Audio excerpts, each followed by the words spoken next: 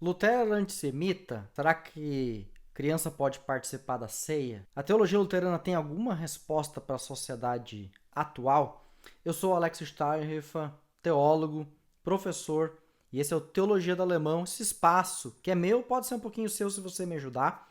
Você pode curtir esse vídeo, pode compartilhar, mandar para os amigos, comentar aqui embaixo. O que é que você está achando? Deixar suas perguntas.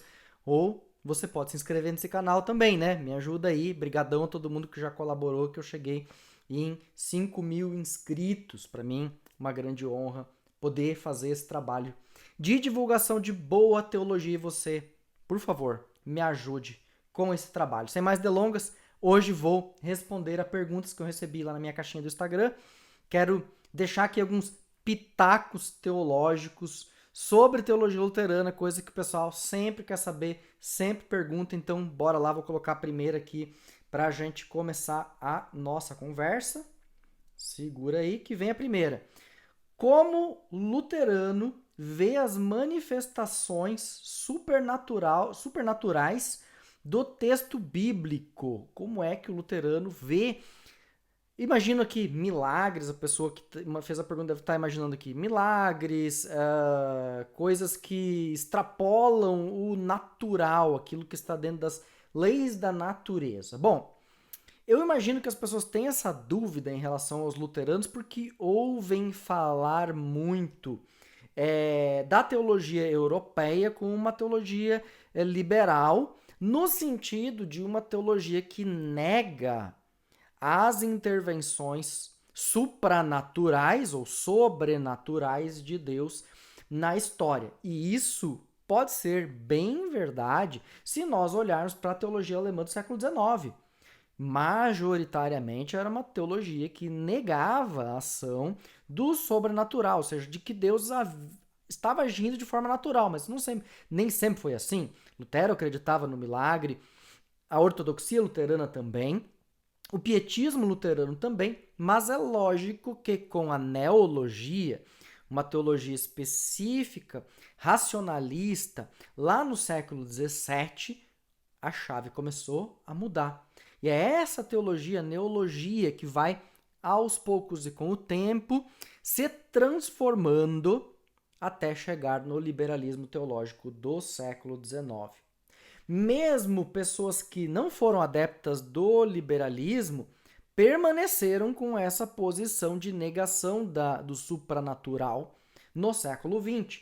Outras romperam com essa tradição, como Oscar Cullmann e Wolfhard Pannenberg, que negaram essa ideia de que Deus só pode agir no natural, que ele também age de forma sobrenatural, com a sua intervenção na história de maneiras diversas. Então, hoje você tem também teólogos acadêmicos luteranos que não defendem mais essa posição, que na verdade nunca defenderam, mas não defendem essa posição de negação do sobrenatural.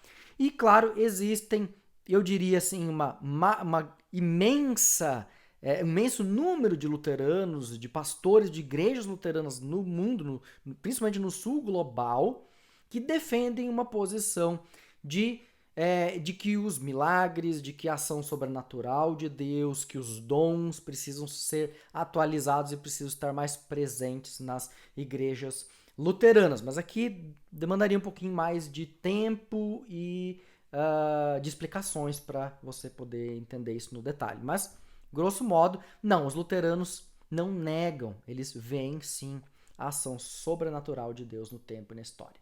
Tá? Vamos para a próxima aqui. Vamos pegar essa aqui, ó.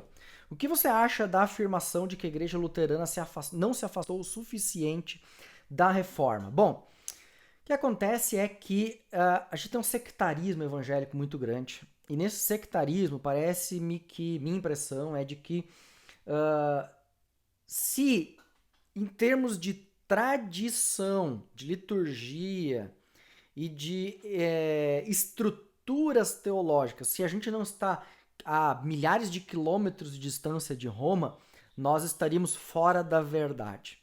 Primeiro, a reforma nunca aconteceu porque Lutero queria distância de Roma no sentido da teologia ou no sentido da tradição teológica que vem da Igreja Católica. Se isso fosse verdade, nós nem teríamos a Confissão de Augsburgo. A Confissão de Augsburgo é o quê? É um texto que diz o que nós concordamos, o que nós discordamos e pontos onde nós precisamos conversar. Na verdade, a gente não deveria se alegrar com o fato de sermos divididos enquanto cristãos no mundo. João 17, a oração de Jesus, deveria nos levar à confissão de que os cristãos deveriam buscar cada vez mais a concórdia, mas infelizmente a gente não concorda com todas as coisas. Provavelmente você não concorda comigo nesse vídeo. E a gente precisa aprender a conviver com isso. Isso não significa dizer que é possível, aceitável a coisas que a gente considera heresia ou erro teológico ou apenas discordância confessional, tá? Então eu discordo dessa afirmação porque ela carece de fundamento histórico, em primeiro lugar. Segundo, porque ela é uma visão muito estreita e sectária do que seria o movimento da reforma. Terceiro, porque eu acho, para mim, é um pecado você pensar e imaginar a sua igreja como a única certa do universo, a única impecável, a única que não tem nada, e não ter no fundo, a oração de Jesus, que todos sejamos um. Acho que é pecado pensar diferente dessa própria oração, se querer, não querer aquilo que Jesus quis, que é a unidade de todos aqueles que creem nele. Tá? Se isso vai ser no final dos tempos ou não, a gente pode discutir, mas eu não acho que dê para simplesmente ignorar isso. Vamos para a próxima aqui. Quais são os precedentes teológicos de Lutero? Botei essa aqui junto já para tratar, junto com o tema da pergunta anterior. Muitos, tá? Em partes a tradição nominalista, tem partes da tradição realista, nós temos o agostinianismo teológico, nós temos os irmãos da vida comum, dos quais temos o misticismo do final da Idade Média, como por exemplo Meister Eckhart e a teologia Deutsch. Então, temos vários pontos de contato com a teologia medieval e com a teologia da Igreja Antiga. Então, não dá para dizer que Lutero inventou a roda, de jeito nenhum. Tá? De jeito nenhum. Inclusive, o humanismo faz parte do movimento. A reforma, vamos dizer assim, está inserida dentro do movimento do humanismo. A reforma também é, de alguma maneira, fruto do humanismo do século XV. Tem como dissociar essas coisas, tá? Bora ao próximo. No Luteranes aqui, cadê? Eu não tenho editor, né? Precisava aqui levantar um memezinho do Mussum, dos Trapalhões, entregando a idade. Na Igreja Luterana, a confissão particular com o sacerdote é necessária para receber a Eucaristia. Primeiro, nós não temos sacerdotes, tá? São os pastores, tá? Pastores, pastoras, mas nós não temos sacerdotes, porque a nossa visão de ministério é diferente, tá? Temos ordenação ministerial, são ministros do evangelho, são pessoas encarregadas da pregação e da administração dos sacramentos, mas a ordem não lhes confere mudança de caráter, tá? Não há um caráter indelebilis da ordenação, não há uma mudança de ser, de essência da pessoa, aqui não, tá? Então não temos sacerdotes. Eucaristia, Santa Ceia, no caso, se é necessária confissão particular. Foi, tradicionalmente, por séculos, a confissão particular, parte da tradição luterana. Em algum momento isso vai ser quebrado, porque é fruto do idealismo, tá? E o romantismo também, obviamente, também tem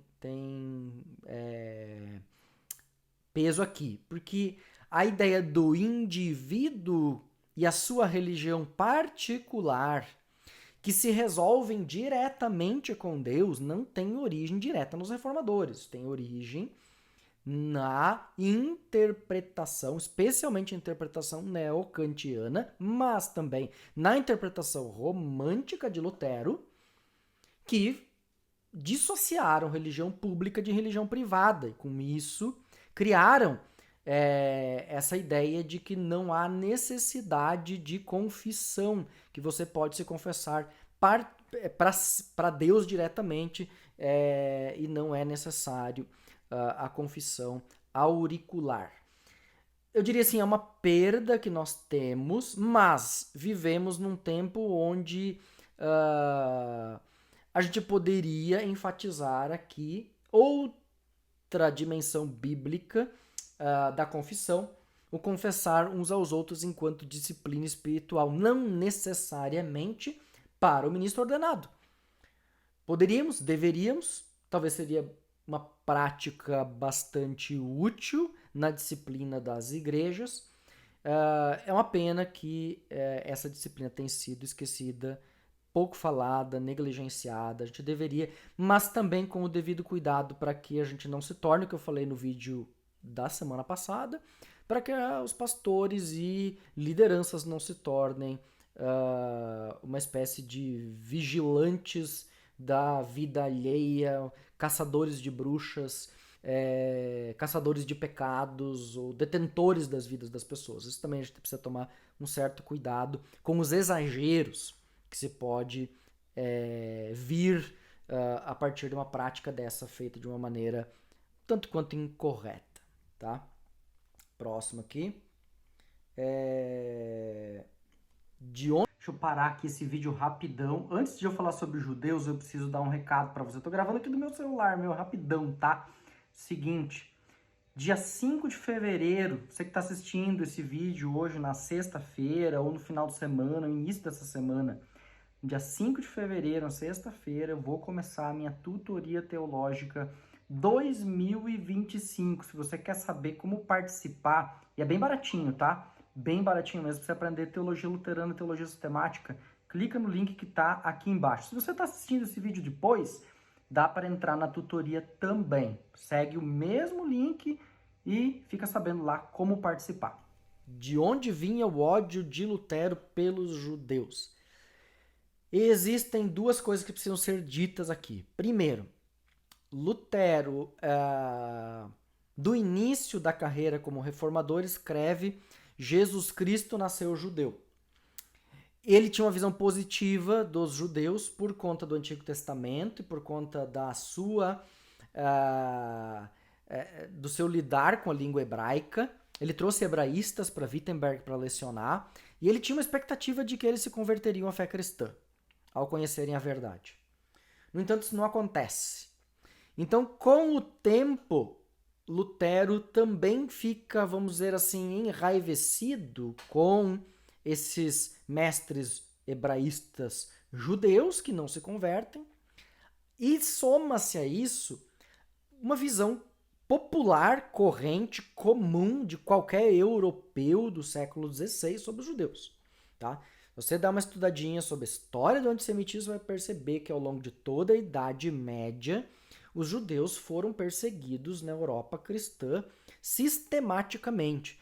Obviamente, ondas, né? Ondas de perseguição, ondas de, entre aspas, tolerância. Então, essa dinâmica aconteceu. E na época da Reforma, novamente, ondas de perseguição estavam acontecendo. Então, os judeus acabavam funcionando como bodes expiatórios, assim como as bruxas e os hereges. Tá? Então Lutero bebe dessa fonte comum. Então ele alia a experiência pessoal negativa dele com hebraístas judeus, mas o senso comum do que seriam os judeus, e aí você tem o combo terrível, que são os escritos dele do final da vida, que são péssimos, devem ser condenados, são horríveis, são anticristãos, não são só antissemitas, são anticristãos. A gente deve condenar esses escritos sem sombra de dúvida. Uma pergunta aqui de uma menina. Eu amo quando nós temos perguntas não só de homens.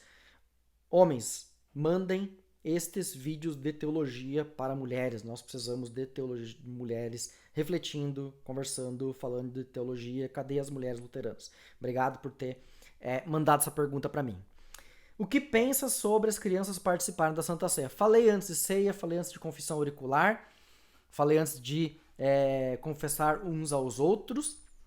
E assim, tradicionalmente, a ceia, na tradição luterana, segue o relato dos evangelhos e não o relato de Paulo nas cartas, onde se insere para o perdão dos pecados no texto da instituição. Isso quer dizer que a dimensão, a compreensão de ceia é para o perdão dos pecados.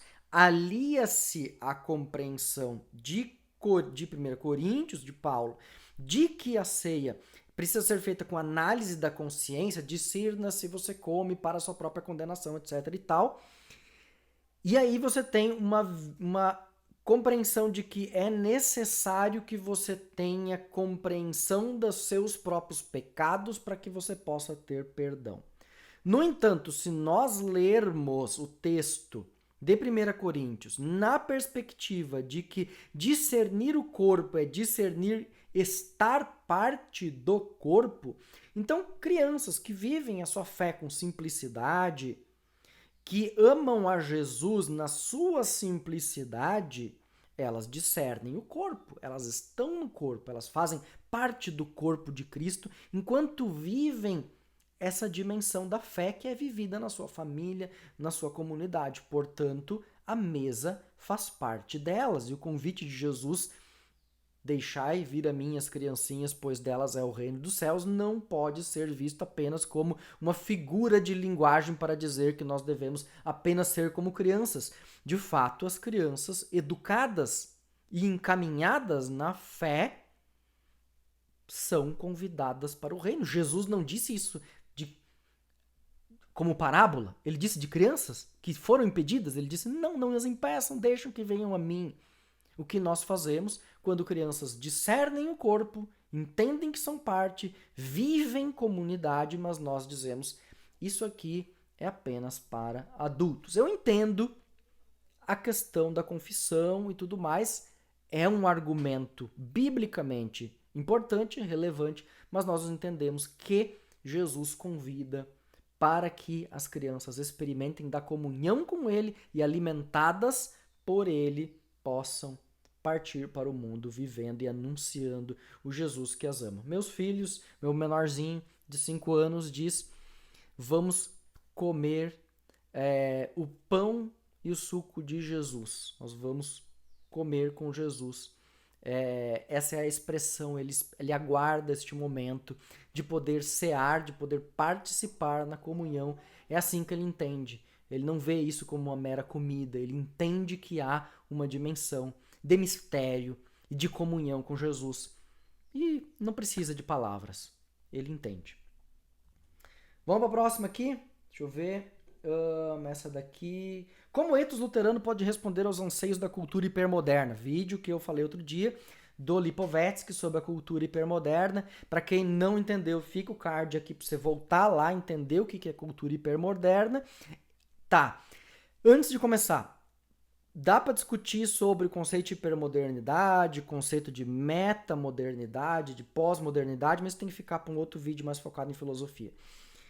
Se a gente for olhar para o que o Lipovetsky está propondo, a questão do hiperindivíduo, do hiperconsumo, do hiperacesso e da hipermodernidade, eu entendo que a teologia luterana nos auxilia com o seu foco em comunidade, de vida comunal, de voltar os nossos olhos para Cristo, na centralidade da pregação do Evangelho, mas vivido de forma comunal. Nós não podemos voltar para um luteranismo ao estilo neocantiano romântico, ou um ou outro, que dissociava a vida comunitária da fé pessoal. Bem pelo contrário, nós precisamos voltar a um luteranismo que tem as suas raízes na ortodoxia luterana e no pietismo luterano, recuperando a ideia de comunhão, de comunidade, de vivência conjunta da fé, de discipulado comum da fé, o discipulado que Bonhoeffer vai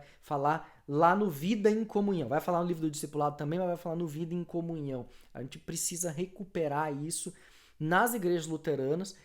Isso é um centro da teologia luterana, é uma questão central. Eu acredito que nos modelos eclesiológicos luteranos a gente precisa cada vez mais enfatizar essa vivência de comunidade, de grupos menores, de partilha, de estudo bíblico, de trabalhar junto, de servir no mundo em conjunto. É a partir destes núcleos que a gente passa a poder encontrar ferramentas teológicas práticas para a vida e que servem de balanço a esse paradigma de hipermodernidade. Aqui só umas linhas gerais, daria para viajar muito mais e falar muito mais sobre isso. Gente, essas perguntas que eu selecionei, se você gostou dessas perguntas ou você tem outras perguntas, aproveite sempre que tem a caixinha minha lá no Instagram e manda perguntas lá para que eu possa responder, tá? Curte esse vídeo, manda adiante, por favor.